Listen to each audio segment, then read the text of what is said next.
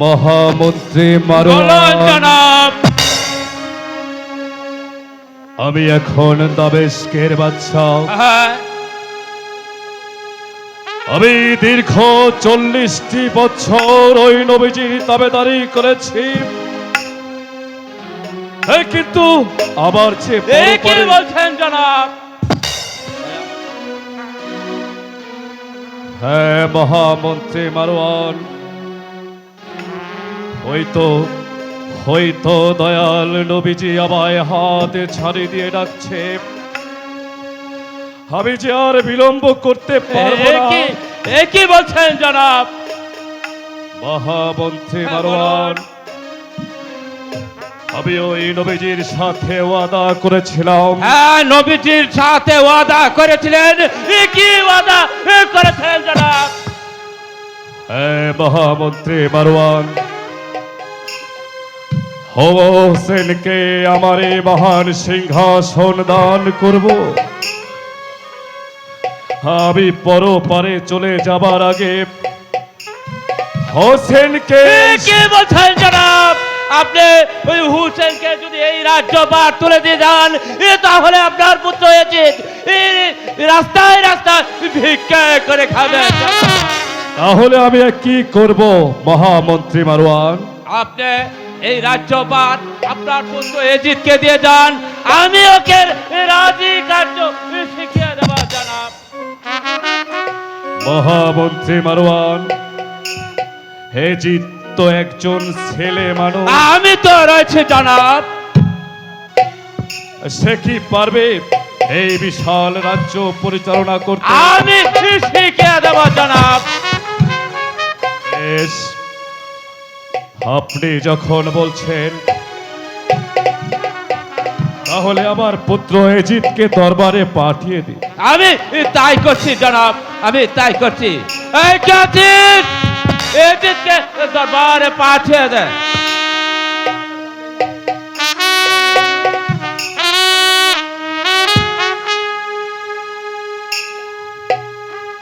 সালাম পিতা, সালাম। ওয়ালাইকুম আসসালাম। আমাকে কেন রাজ দরবারে ডেকেছেন পিতাজি? শোনো পুত্র ইয়াজিদ, আবার যে পরপারে যাবার সময় হয়েছে, তোমাকে আমি আমার এই রাজ সিংহাসন দিয়ে যেতে চাই। এসো বাবা পুত্র, আমি শেষ পর্যন্ত দেখে যেতে চাই আমার একমাত্র পুত্র ইয়াজিদ এই দামেস্কের বাদশা। এসো পুত্র, বসয় মস্তদে। না পিতা, আমি সামান্য দুধের বালক। আমি কি পারবো আপনার মারিজ্যদের রক্ষা করতে? সেজন্য তুমি চিন্তা করো না পুত্র ইয়াজিদ, তুমি নিশ্চয়ই পারবে এই সিংহাসনের মান মর্যাদা রক্ষা করতে। আমি তো রয়েছি জনাব। ঠিক আছে পিতা,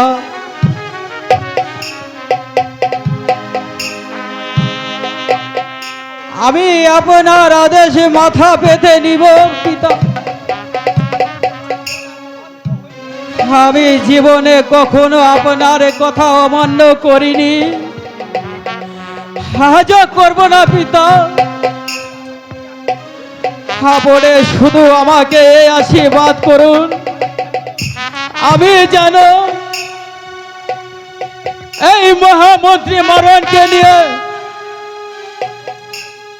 আপনার মান সম্মান রক্ষা করতে পারি পিতা। এসো বাবা পুত্র ইয়াজিদ, আমি তোমাকে আশীর্বাদ করছি। তুমি দীর্ঘজীবী হও, দীর্ঘজীবী হও।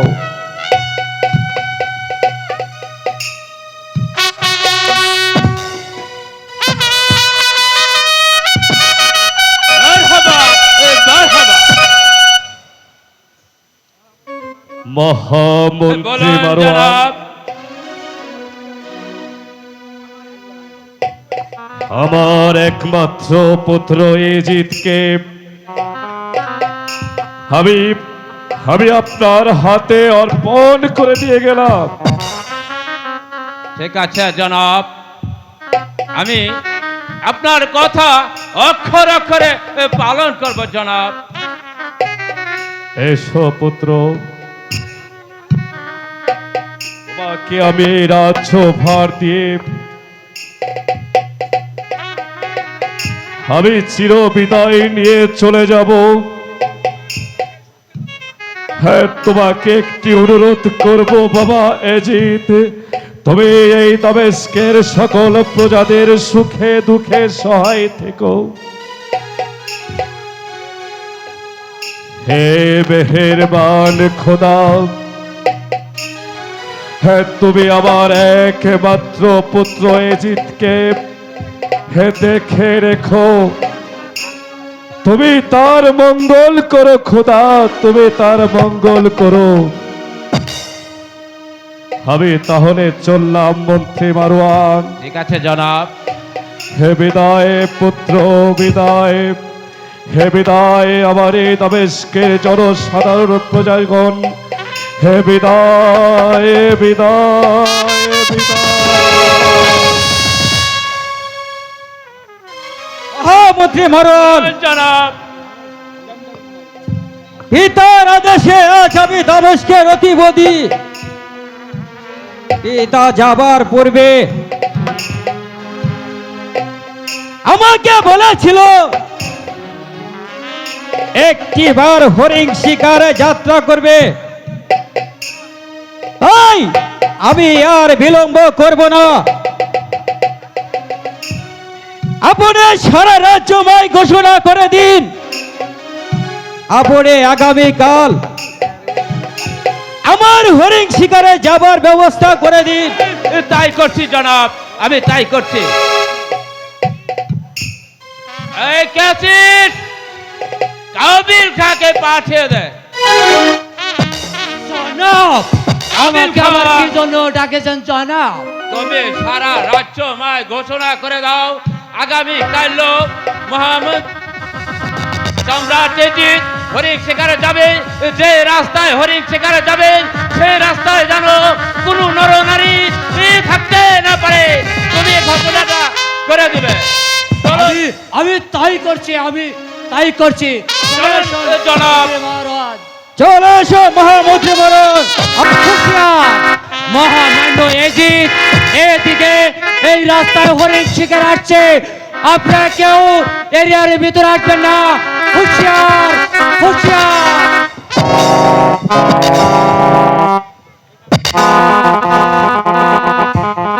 হুঁশিয়ার, হুঁশিয়ার। Hello hello.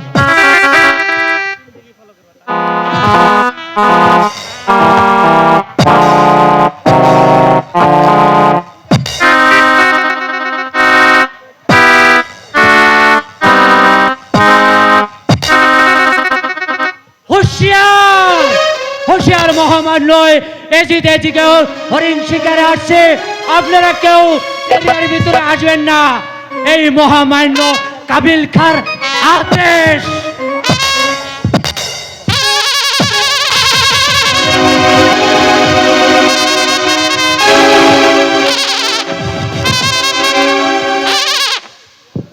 মহামন্ত্রী মরণ, বলুন জনাব।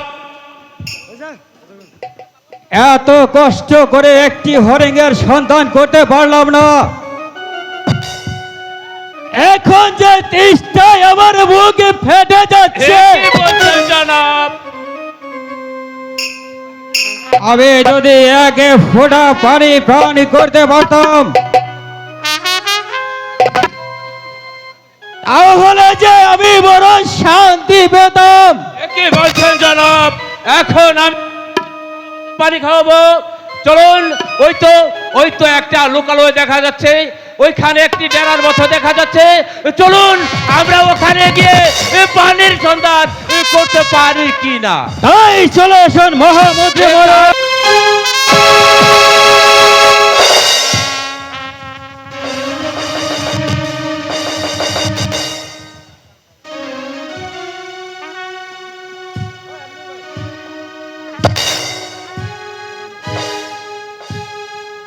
মহামন্ত্রী বলবেন বলুন যে জনাব।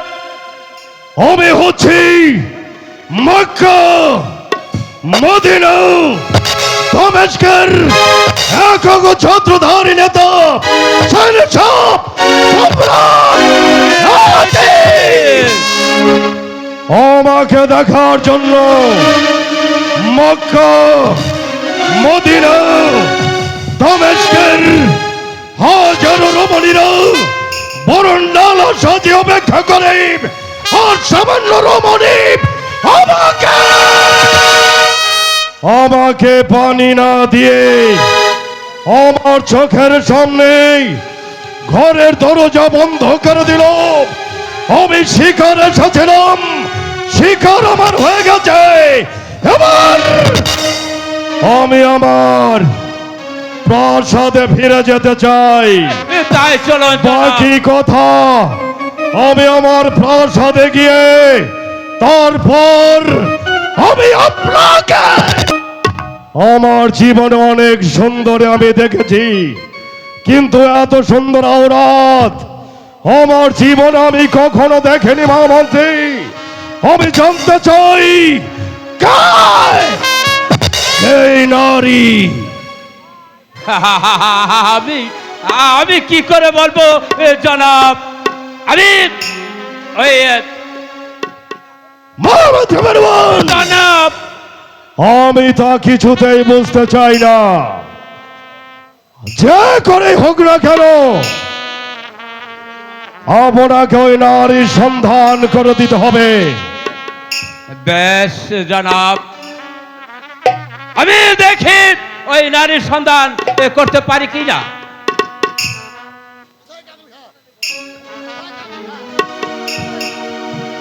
মরুন! বলুন যে জনাব। আমার ভাবতে অবাক লাগছে। জনাব, আপনি আমাকে কে জন্য তলব করছেন জনাব? মহামন্ত্রী মারোয়া, কাবিল খা, আপনাকে আর কষ্ট করে যেতে হবে না। কেন? আমি ওদের সংবাদ সংবাদই নিয়ে এসেছি। মহামন্ত্রী মারোয়া, ওই সুন্দরী মহিলাটা হলো কে? আব্দুল জব্বারের স্ত্রী বিবি জয়নব।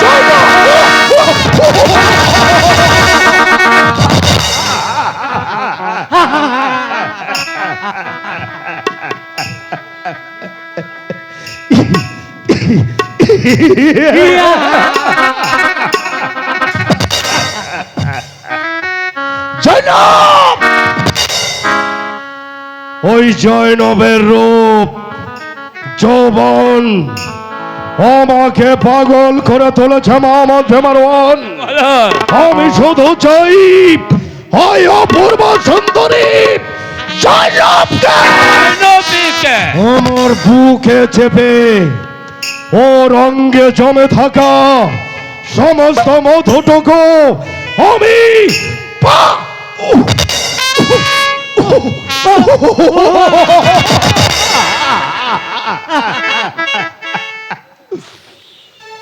আমি এক নিমিষেই আমি পান করতে চাই।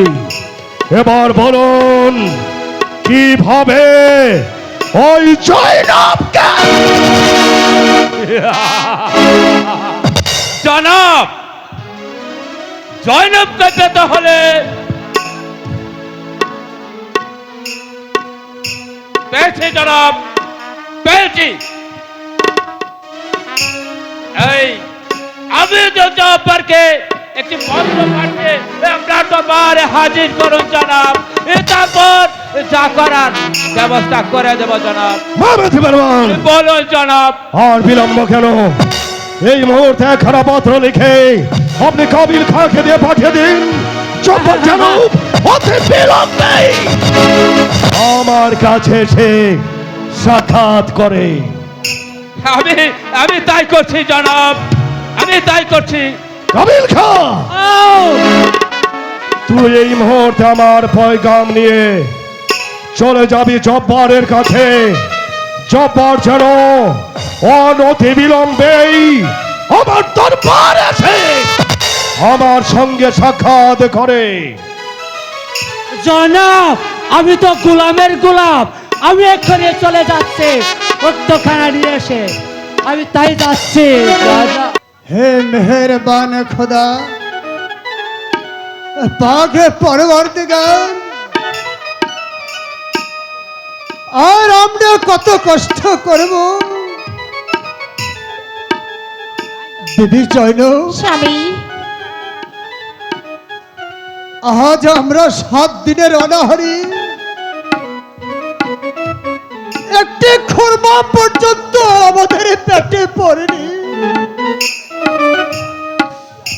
তাহলে কি আমরা ক্ষুধার জ্বালায় মারা যাবো? বিবি স্বামী, জয়নব, হে স্বামী, এই কথা আপনি আর মুখে বলবেন না স্বামী। খোদা যে আমাদের প্রতি নারাজ হবে,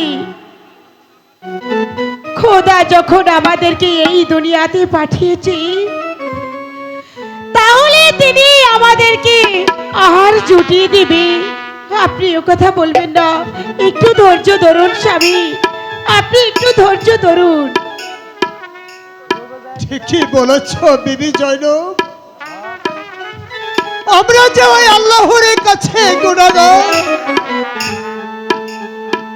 আমরা দুজনে নামাজ পড়ি, ওই খোদার কাছে আমরা প্রার্থনা করি,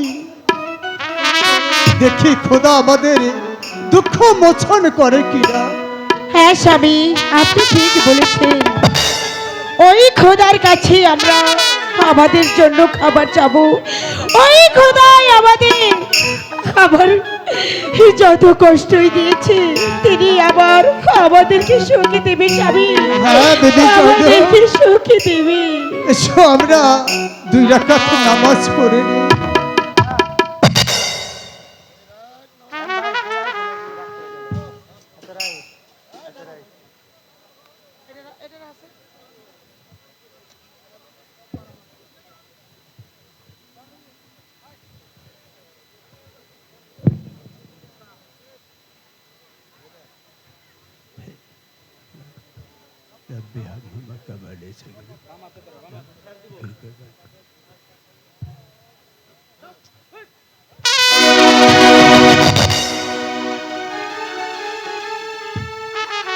এইটা কি আব্দুল জব্বারের বাড়ি? এটা কি আব্দুল জব্বারের বাড়ি? হ্যাঁ, এটা আব্দুল জব্বারের বাড়ি। তুমি কে? আপনাকে ঠিক চিনতে পারলাম না। আমি সম্রাট এজিদের বান্দা কাবিল খা। আমি এসেছি আপনাকে একখানা পত্র দিতে। আর কি সংবাদ জানাতে এসেছেন? শোনো আব্দুল জব্বার, সম্রাট এজিদ আমার সঙ্গে আপনাকে রাজদরবারে যেতে হবে।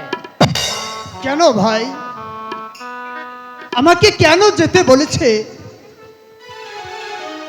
সে কথা আমি বলতে পারবো না, তোমরা বড় ক্ষুধার্ত, তাই সম্রাট আপনাকে কিছু সাহায্য করবে। জয়নব, স্বামী,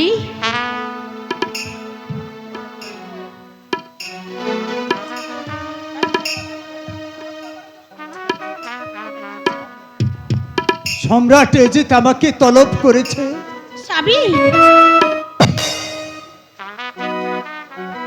স্বামী, স্বামী, আপনি কিছুতেই ওই এজিদের দরবারে যাবেন না স্বামী, আমার মনে যে অনেক ডাকছে স্বামী।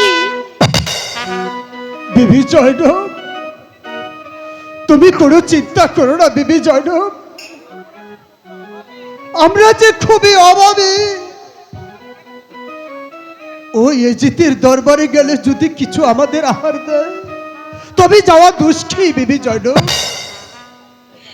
স্বামী,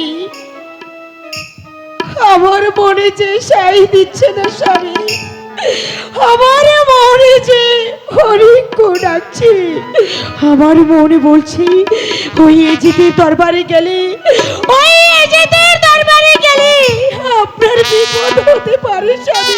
না বিবি জয়নব, তুমি কোনো চিন্তা করো না, আমি যাব আর আসবো। তুমি আমাকে হাসি মুখে বিদায় দাও। যাবে না, যাবে না স্বামী, যাবে না চাহিয়া গো প্রাণে স্বামী, স্বামী গোয়া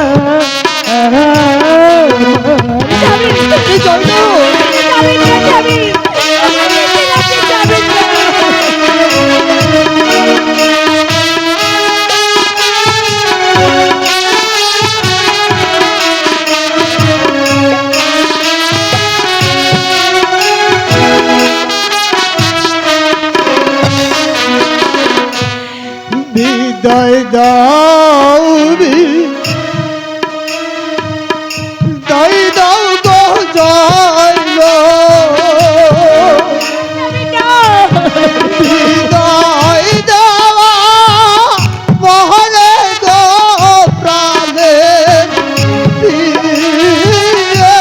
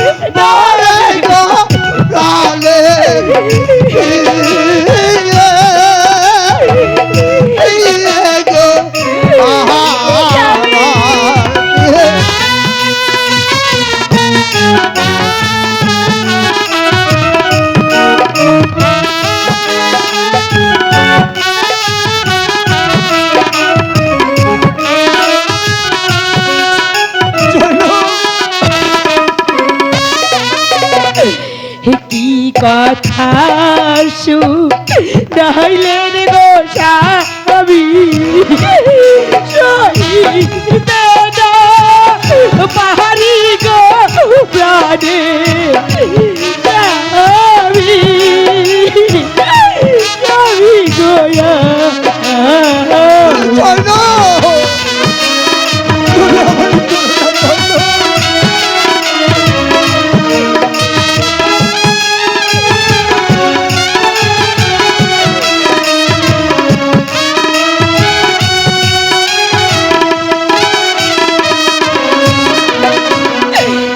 কি কথা শুনাইলে রে গো স্বামী সহিতে না পাহাড়ি গো প্রাণে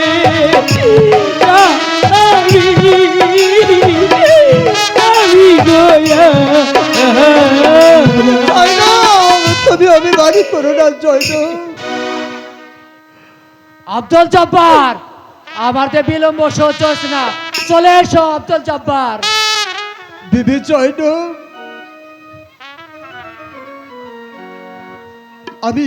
আমি ওই দরবারে যাবো আর আসবো। স্বামী আপনি তাড়াতাড়ি চলে এসুন আমি তোমায় আপনার জন্য অপেক্ষা করি। রেখে গেলাম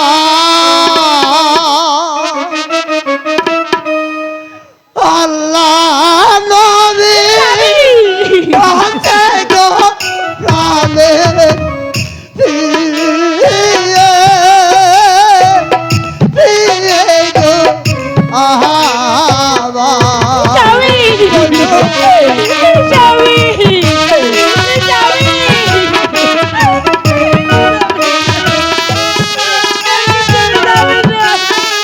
যাবো আর আসবো।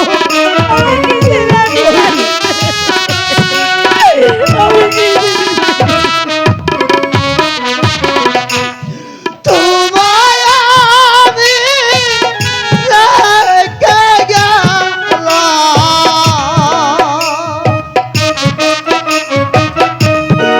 আল্লাহ